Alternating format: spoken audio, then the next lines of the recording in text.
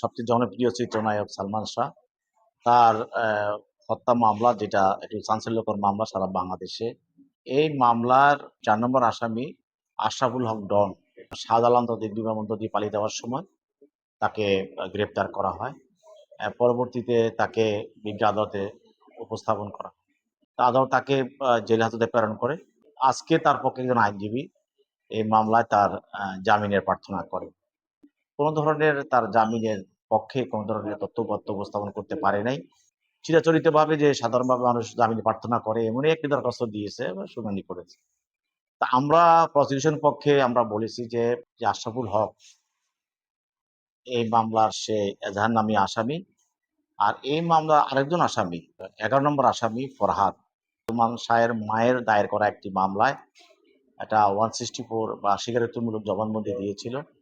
সেখানে সে টোটাল এই হত্যার ঘটনাটা বর্ণনা করেছিল এবং সে স্বীকারোক্তিমূলক জবানবন্দিতে যে আশরাফুল হক ডন কিভাবে এই মামলায় হত্যার সঙ্গে ইনভলভ ছিল সেটাও সে ব্যাখ্যা দিয়েছিল, বলেছিল।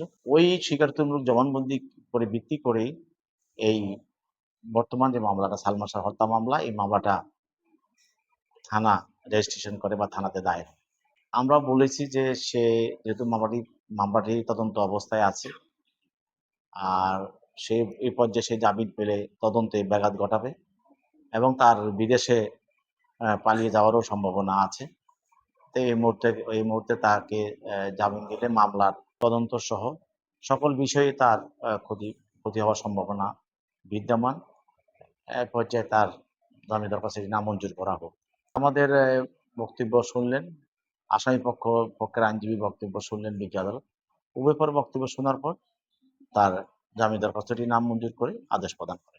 স্বাভাবিক একটা মামলা, সে যেহেতু এজাহার নামী আসামি, মামলাটি যেহেতু হত্যা মামলা, আর যেহেতু একটি স্বীকারোক্তিমূলক জবানবন্দি এই মামলার ঘটনার বিষয়ে আছে, তদন্ত চলাকালীন সময় সাধারণত এসব মামলাগুলোতে কোর্ট বা প্রসিকিউশন পক্ষ থেকে একটা জোরালো আপত্তি থাকে, কোর্টও সেটা বিবেচনা করে। তদন্ত একটা মোড় নিয়েছে, এই পর্যায়ে তাকে হয়তো আরো জিজ্ঞাসাবাদ করা হইতে পারে বা তাকে জামিন দিলে এই পর্যায়ে সে আত্মগোপনে চলে যেতে পারে। তার বিরুদ্ধে তো আগে ওয়ারেন্ট দেওয়া আছে এবং বিদেশে না যাওয়ার নিষেধাজ্ঞা আছে। এতদিন সে আত্মগোপনে ছিল। তো যখন আর আপনারা জানেন যে ইতিপূর্বে এই মামলাগুলোর ব্যাপারে বর্তমান সরকারের যে সদিচ্ছা ন্যায় বিচার প্রতিষ্ঠা করা এবং সবাইকে আইনের আওতায় আনা এবং আইনটা নিজস্ব গতিতে চলার যে একটা বর্তমান সরকারের যে একটা লক্ষ্য এবং নিরপেক্ষ বিচার ব্যবস্থা প্রতিষ্ঠা করার যে সরকারের একটা লক্ষ্য, সেটার বাস্তবায়ন দেখে অনেকে হয়তো বুঝতেছে যে আর এই মামলা থেকে বেঁচে থাকা সম্ভব না, তাকে কোনো না কোনোভাবে আইনের আওতায় আসতে হবে।